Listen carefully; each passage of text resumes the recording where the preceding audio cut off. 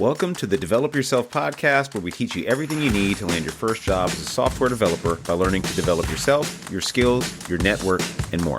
I'm Brian, your host. Today on the Develop Yourself podcast, we have a very, very special guest, the secret developer, whose name I shall not utter. The secret developer and I have been connected for a while, but I've been very interested in him because he is an overemployed developer. Overemployment, for those who may not know, is when a person has multiple jobs at the same time. Now, this is something I've heard other developers do, and I've have a couple buddies that are doing this too. But I really wanted to dig into how you're doing it, a bit about your background, coming from a non-traditional background into software, and then how you got into being overemployed when a lot of people are barely able to, get one job. So welcome to the show. Thanks for having me on. Yeah, I can't wait. Happy to be here. Oh yeah, man. Thank you for doing this. We had to obscure your identity and even use a voice changer. But yes, this is not what I sound like at all. Fortunately, That's right. I think very few people know what I sound like these days. So secret developer, can you tell me a little bit about your background and how you came into software? Yeah. So I guess I won't be too specific just in case. I got into software about 2 years ago through a remote coding bootcamp, like a lot of folks do. Not Parsity, by the way. I didn't know about it. Blame former owner. But if it's any consolation, the one I used is no longer in business. So oh no, sorry to hear that. Well, yeah, I didn't have anything to do with it, but anyway, yes, I was doing a part-time remote boot camp for about 8 months while I was working at my previous non-technical job. Okay. I spent a lot of years after college working outside, doing various like natural resource management things. Never really interacting with computers or offices or being indoors. But once pandemic hit, and I sort of started seeing a lot of other folks working from home, and I was getting a little jealous. was part of it. So I had a few friends who had done coding boot camps like before the pandemic and were able to find jobs after. So I gave it a go. So yeah, I found myself looking for a job with minimal like JavaScript and React experience, like a lot of other folks. But I was fortunate to find a small company that was local looking for a hybrid candidate, in a somewhat rural part of the woods that I live in. A lot of people, when they hear overemployment, and the first thing I usually think of is like working 2 full-time jobs at the same time. But you have a more ethical, let's say, approach to doing it. Like you're doing 2 contracts which overlap, which I don't see any issue with. And to be completely honest, throughout my entire career, I've always been quote unquote overemployed. I never lied to my employer or said, oh, I'm not. I was very open. Like I'd go to work and then after work, and I'd work in an office, and then I'd go to do a contract job either in person. I worked at boot camps, or I would literally do contract work for other small startups and work on their apps too. And working in an office, it wasn't like I could work on 2 things at once. But if I was working from home, I don't see any issue doing that. But this is interesting because you said it's a rough market, but your experience has actually been pretty, I don't know if it's unique or just really lucky, but the fact you got out of a boot camp, got hired, and now since then you've been able to get 2 contract roles. That's pretty good. Like, I'm curious, what is your approach to doing that? Like, how have you done that? Yeah. So my first contract role I started was 100% through a referral from a former mentor of mine. Nice. That I actually got into contact with because I was volunteering with them as a mentor as well. So that was an opportunity just that presents itself through just trying to like help out other people, which was awesome. And both that helped me and helped them. And then the one I just started last week, it's with a startup, and that one was actually a cold apply through either a small job board or a like jobs email. One of the jobs emails I subscribed to. Okay. I had to admit in my interview that I didn't remember like where I had applied to them. Like, hey, look, I've been applying a bunch of places. I don't, you out of the other 100 people, I don't know. Yep. You know, but you called Yeah. me, so you must want to talk to me, right? Yeah. They were like, so yeah, what was, do you have any questions about the like job description or like anything about us and stuff? And I was like, yeah, what, can you like tell me what the job description is? What is this for again? What do you do? It's a small startup with like not any online presence for the most part right now. Interesting. Okay. At least not under the name that the like software is going to be under. Okay. So that was part of my like hesitation when they like first emailed me. I was like, yeah, I bet. Is this a scam, right? And then I'm interviewing for a third part-time contract at the moment. Dude, killing it. Yeah, it's kind of. I think I have definitely kind of fallen into this somewhat reluctantly, but still grateful. Oh yeah, absolutely. I'd be grateful that I am finding these opportunities to sort of like bridge the gap. Full disclosure, I was earning well below the like average developer rate for my like first full-time gig. Oh, okay. It wasn't like, I guess I'm quote unquote anonymous. So I was making 54K in my first job. And then how did they, I mean, that's unusual for sure. Yes. That's interesting. I mean, I don't want to give away too much, but are you in like a non-tech centered part of the country, like Midwest area or something? No, I'm a few hours away from a couple like big cities, but okay. The place I was working, it's not, they do some like neat construction consulting. Okay. Like product management and stuff. And they're sort of building their like software to make it more like wide scale. Gotcha. So they're trying to go into a tech place. Okay. So they're paying you kind of the non-standard tech salary for, I had a similar experience. I mean, I was making, a little more than you, like 60K in the Bay Area when I got my first tech job.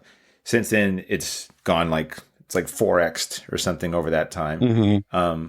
But yeah, I mean, I know that the dirty secret I think there's a misconception that like everybody in tech gets like these outrageous salaries. And I'm in a tech content creators group, and it's really interesting. People are pretty open about their salaries now, which I like because it helps you kind of understand like what's possible, what's not possible, what's like the reality of the market. I think like 6 figures seems pretty like standard for across most parts of the United States as a software developer. But then you hear about people making $500,000. I'm like, maybe with stocks and other things like that, maybe, or at really high levels. But like no one's really bringing home that kind of stuff outside of like the TikTok people you see. But have things improved salary wise with these contracts? Yes. Yeah. The hourly rate at the startup place is like, it's a little more than double what I had been making for my full time. The trade-off is it's 20 hours a week. So like, okay, that's probably why it's a little higher. Cause like, well, we're only paying this person for 20 hours a week. Right? So, and it's only like for a couple months. It might roll over for like a month or two after, but basically they're just trying to get the like MVP out the door. So gotcha. Reliant on some like even like a framework built on top of React for creating like dashboards and UI stuff. So cool. It's pretty laid back for the most part. You sound like you went outside of LinkedIn. I think this is interesting also because a lot of what you're saying I see true for Parsity students and even in my own job search, which I recently just like completed. I just secured a role and I was on the job market for a couple months myself. And I really didn't use LinkedIn. It seems like you also went outside of LinkedIn to find these roles. And these were part referral and part just cold applying. Can you tell me a little bit more about like the services or the way you found these places? Yeah, of course. So with my like environmental background and stuff, I've always sort of been drawn to, there's like a few like climate tech and like sustainability or like tech for good related jobs boards. You can pretty much like Google any like niche industry followed by like job board, and you'll probably find one. Oh, that's smart. Yeah. Yeah. Especially these days. Yeah, with this job search, LinkedIn has been a tool for like finding people at companies I'm interested in, sort of reaching out and trying to like network with them either before or after applying. I had two interviews or two first round interviews with companies, that I found out about through just like, I want to do this with them. And then I like talked to engineers there, and then like a few weeks later they were, oh, we actually have this like thing opening up, and I like spoke to the recruiter, and then for both of those roles, it turned out they weren't hiring remotely in the state that I live in. Okay. So, Oops. so like I know LinkedIn has been like helpful in that regard, but I have spent a total of like 7 minutes in the last like 3 months looking at the LinkedIn actual like jobs boards, because it just seems like such a, I don't know, even a year ago, before I landed my first full-time role, the returns seem so diminishing. So even once I've just sort of collected a very large folder with a lot of different jobs boards. A lot of them are like cross-posted on LinkedIn and a million other places, but every once in a while you do find a place that like you see the job listed, and sometimes I'll like, before I apply, I'll check that company's LinkedIn page to see if it's also listed there. And then if it's not listed there, I'm like, cool. Oh my God. Yeah, that's so smart, actually. It's a really good approach. But even that, sometimes I've applied to some roles and they were like, yeah, we didn't post it on LinkedIn, but we still got like 350 applicants. Wow. So it's even like on the smaller things, like that, sometimes it's still just like a numbers game. Yeah, I would agree. I mean, I think that like I make a lot of parallels to exercise, and I remember when I wanted to like lose weight, and it took an incredible amount more effort than I originally thought to get the results which I wanted. And I think that when you're switching careers, like you have, or I have too, it often takes a lot more than we originally expect. We say, I learned the hard stuff. I learned all the coding stuff. That's the hard part. It's like, well, this other part is also equally, maybe even more difficult, because you have to have a strong appetite or tolerance for rejection, which I'm sure you're used to now. You just get rejected a lot. Before we dive into the logistics of working multiple jobs at once, I want to know, what were your interviews like? Because I'm just going to take a guess. I didn't talk about this with you before the episode started, but I'm going to guess they were non-data structure and algorithm interviews. Is that correct or incorrect? That is 100% correct. With my first contract I started, there was a small like take-home assignment to do, like fetch some data from this free API and create this.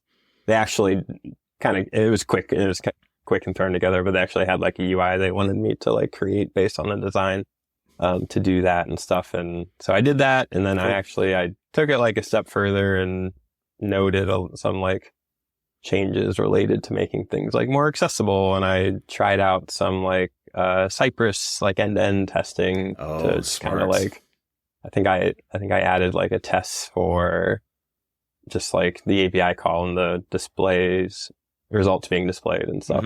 And then when I had the second interview to discuss it, they like didn't even like ask me about it. Oh man. So I was like, oh yeah, cool. Okay. Yeah. Well, cool. Because I didn't need to do that. Yeah. So then it just kind of became just like a technical discussion. And since it's like a mostly like front end focused role, they were just kind of gauge my like breadth of knowledge on those technologies, because they use a bunch of different ones. And then my contract, the one I just started last week with the startup, there was next to zero formal like technical assessment. It was basically like 2 rounds. I had the first round with like the sole engineer, and they were just sort of like asking like opinions I had like on front end things, and just kind of my comfort with like the like React ecosystem and things, and in which I have like almost 2 years of React experience to like talk on. So it wasn't really a big ask to like talk about that for like 20 minutes. And then I just kind of met with the PM and one of the directors for like another like 30 minutes. And they were like, okay, well, we'll let you know by like tomorrow if we're like continue. So I was like, okay. And then they like sent me a contract like 6 hours later. Nice. And then outside of those, it was pretty much technical discussions. And in general, I think my experience has been my interview experience has been somewhat dictated by a reluctance to like work for like a big tech company. Okay. Or like apply to places that are trying really hard to be like a big tech company. Yeah.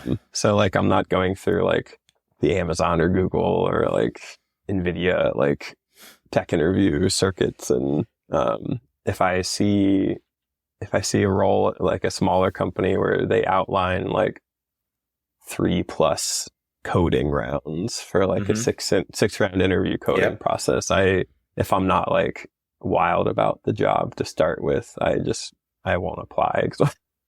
I like, totally feel you on that one. And this is so funny because we talk so much. It's become almost this like just a given, like just a statement of fact that the job market is terrible. And I was actually looking on like Reddit, other places, and if you look at sales jobs, terrible. Product manager jobs, terrible. And I'm thinking, I don't think it's tech jobs which are necessarily bad right now. I think it's just a rough market in general for everybody. But then I meet a lot of people like you or me, and even people that I know that were laid off from my organization recently that have got jobs pretty fast. And I think there's some sort of disconnect here. It's really hard to get a grip on like what the reality is of the tech job market, because you have a lot of anecdotal stories, and the loudest voices tend to be on either side of the spectrum of people like, I'm overemployed. like, you know, you and I got employed pretty quickly. And then you have people like, I've sent 1,000,002 applications and I've never gotten a call back. And in between, there's the reality, which is it's really hard to get a grip on. And you can look at the labor statistics and stuff. But I do think it's really cool that you've transitioned into tech, and now you're making a decision about the places you want to work too. You're saying, you know what, I don't want to work for that kind of place. And you have the option to. And not only have the option to, you're actually finding gainful employment, like kind of, not like you just got your pick of the litter here, but you are, you know, being intentional with the places that you apply to. So now I'm curious, like I'm sure a lot of us are, because I've never done this, what you're doing, which is being employed by multiple people at once. How do you manage that? Because as a developer, you have meetings, you have competing deadlines, you may have different Slack channels which you're involved in. How do you organize all this to be present at the same time, or, you know, organize your day in a way that allows you to do that? I started waking up a little earlier. To kind of like help to give me the ability to like have multiple like 2 or 3 hour blocks of time I can use in a day. It seems so far like the beginning of my week is a little heavier than like the end of the week, just because of, I think both places are using like 1 week sprints. So like just for like small tasks, a lot of small tasks and things. So it's like trying to get a lot of things ready for review by like Wednesday, which fortunately are my like most free days, with some other like personal and familial responsibilities and stuff. But yeah, it's definitely, I'm still adjusting to the balancing act. There's a lot of different like email accounts, calendars, Slack channels, and I'm doing it all as like a 1099 contractor sort of deal. Okay.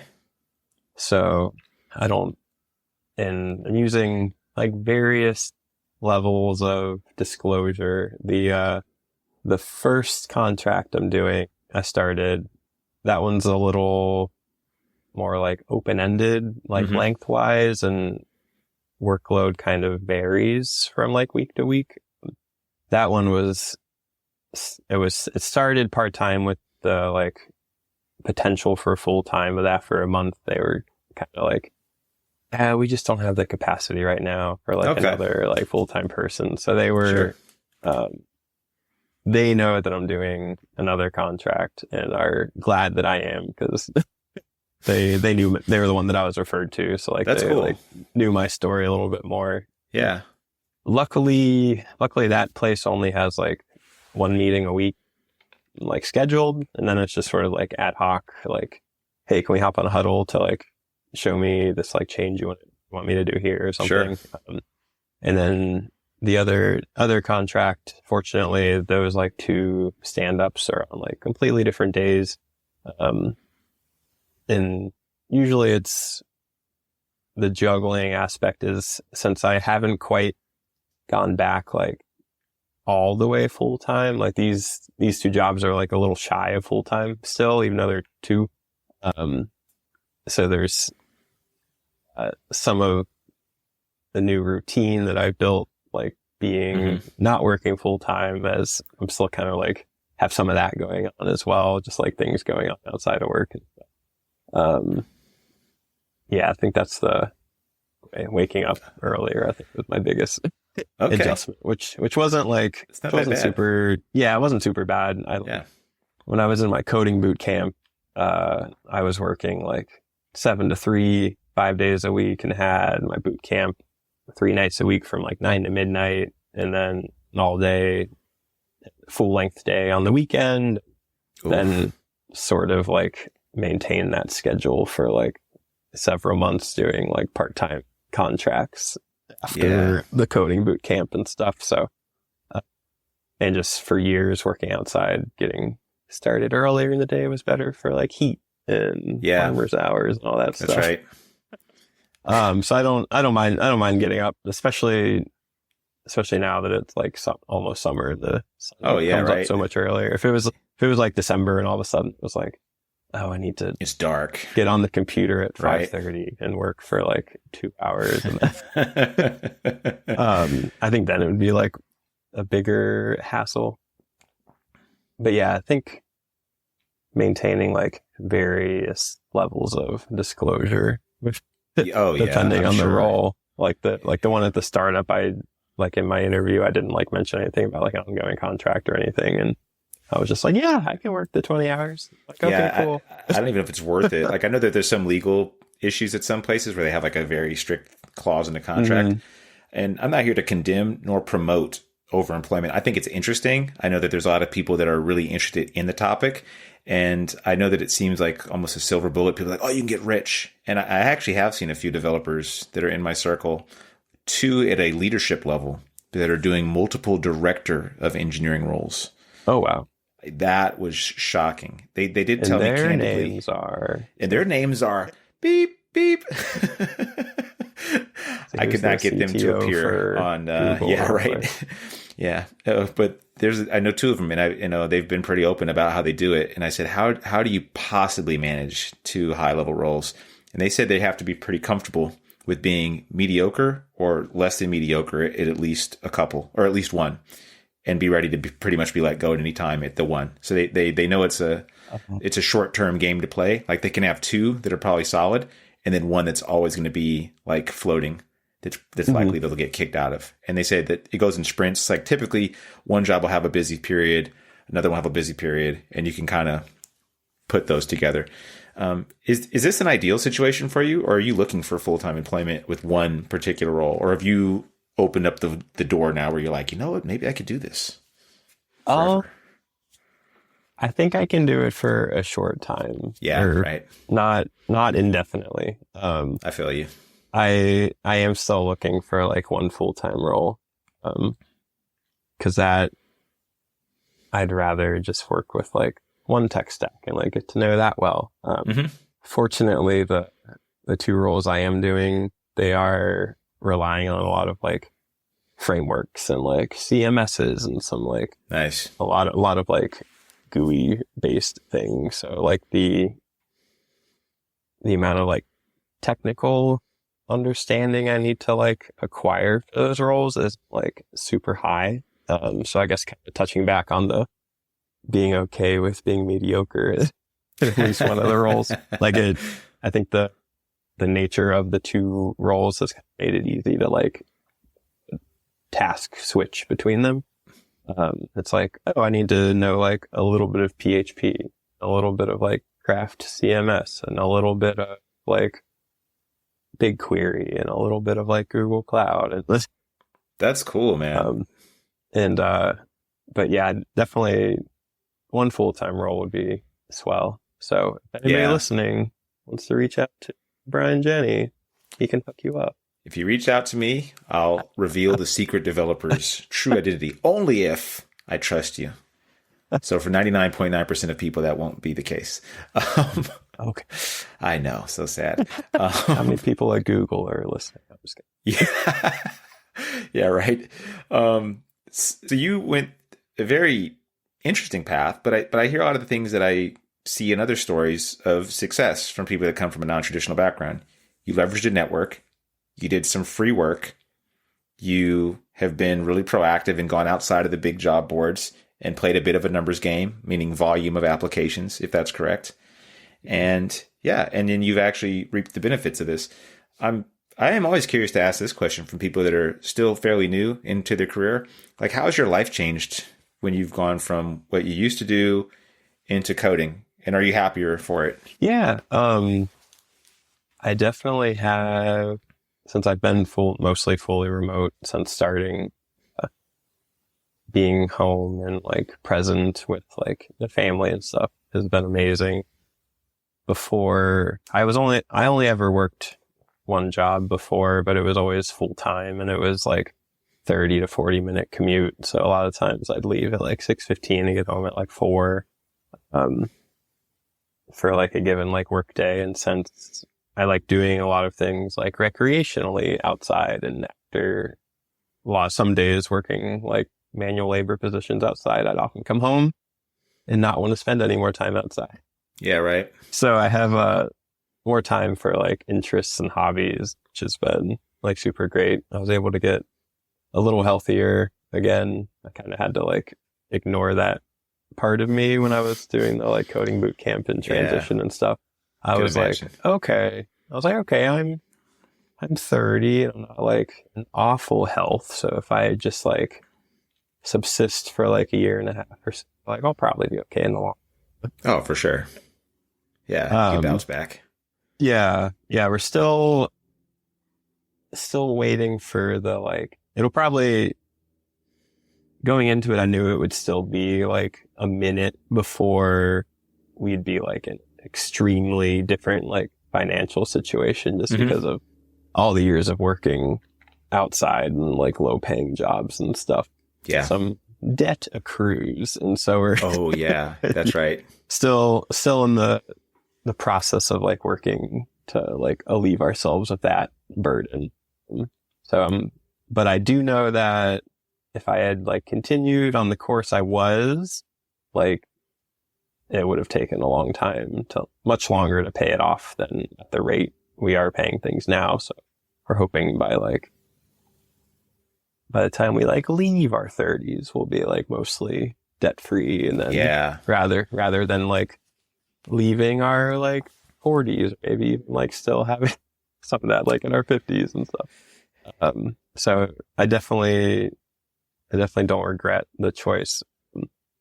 I kind of, even before the big tech layoffs happened, I was approaching it with the mindset like, I've never done anything like this before. This is going to be really hard. And then it turned out to be exactly that, and still is that in a lot of ways.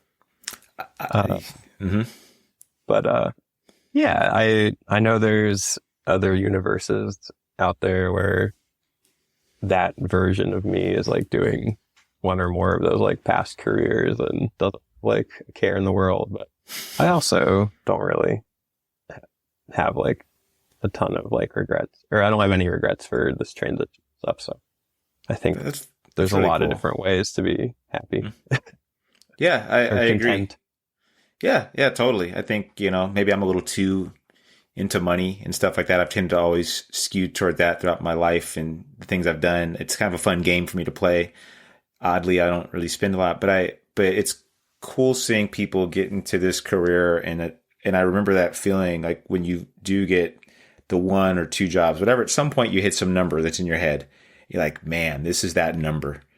And then it kind of opens up doors that free you financially. So you begin to worry about other stuff. Like once gas is not like a thing you're caring about, when you're going to the gas pump, you're like, can I make enough gas for the week? Or you're worried about buying formula for your kids. And then you just replace it with other problems. Like that's the thing I realized at some point. I'm like, this weird pursuit of money I'm in, like, it's just your brain will find other problems to begin throwing in the mix. You take one out of the things you're juggling and life will just throw something else in the mix that you then begin obsessing over. If you're anything like me, at least. I don't know. Maybe I'm just neurotic and weird like that. Just keeps you on your toes. Keep what? It keeps you on your toes if you're always thinking about something. Oh, yeah, totally. I mean, the human mind is designed to break down problems, which I think is why we like coding. I think most people... It's funny, if I meet people that don't like coding, like, how could you not like coding? It's so fun. It's like, feels like an extension of what your brain wants to do anyway, which is solve a ton of puzzles all the time. Like all our brains do is try to solve things. Yeah. Yeah, most days. I like to ask this question too. Do you like coding? Did you like coding, or do you do it solely as like, okay, this is my job and I do it? Or do you have some intrinsic joy that you find in writing code? I enjoy doing it for a job. It's a lot more interesting than a lot of the previous things I was doing. I don't spend like an ungodly amount of hours, like learning every like new thing and like diving into like every like basement of like every library and like framework out there. But it's definitely like the most enjoyment I've gotten from a job of the like 8 or 10 like careers I've tried before this.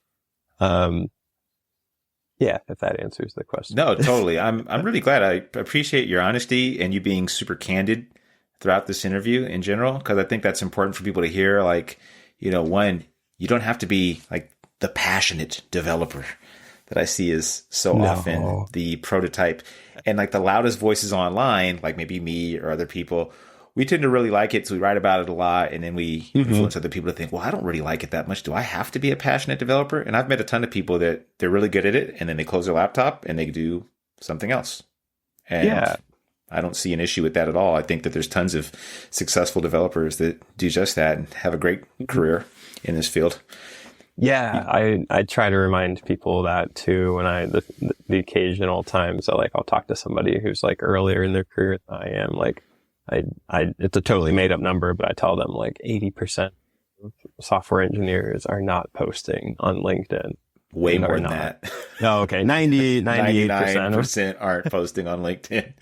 Okay. At least it was a conservative estimate, but you know, especially since I think there is sort of this like expectation, especially for like people from non-traditional backgrounds. They're like, they hear these success stories, people being like discovered on LinkedIn. That's right.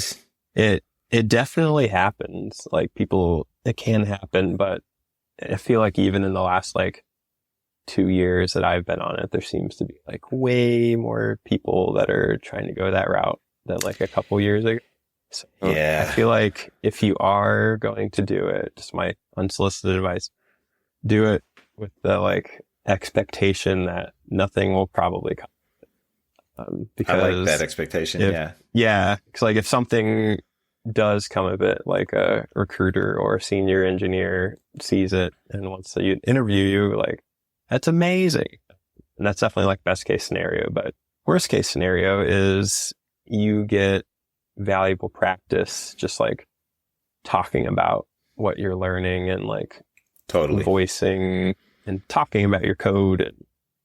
And that's even just like writing practice, like writing about technical content. If you don't want to create like a Medium or like dev.to account or the other like things out there, like you can write it on LinkedIn. Advice. Yeah. Man. I think I saw recently that your posts disappear like after a year or something on LinkedIn. Yep, something like so that. Like if you do want to keep them somewhere. I keep all mine in Notion. Yeah. And I look back at them. I reuse them a lot too, to be honest. I use LinkedIn as a bit of a marketing tool. Also, because I really do enjoy writing, but I really appreciate what you said there too. I've been writing on Medium for 7 years, something like that. Oh, cool. And it wasn't until very recently that my articles started getting picked up and blowing up fairly randomly. I never expected it. I didn't write on there to make money. That was like the last thing I was thinking about, but it really helped me organize my thoughts. I thought it was helpful, hopefully, for people. Hey, I really appreciate you being on the show, Mr. Secret Developer. You've given out a lot of great advice, and generally the path that you've taken, I think, can be used as a bit of a template for people that are out there. And it's just been cool to hear your experience going from super non-traditional background, like outdoor labor type of work, into software engineering, into contracting, and then overemployment. Thank you so much for being with us today. No problem. Thanks for having me. That'll do it for today's episode of the Develop Yourself podcast. To learn more about becoming a software engineer with us, then check out varsity.io. If you're not quite ready for that, then jump into our dev30.xyz program, which is 30 days of working on your mindset, habits, and JavaScript skills. Totally worth it. See you next week.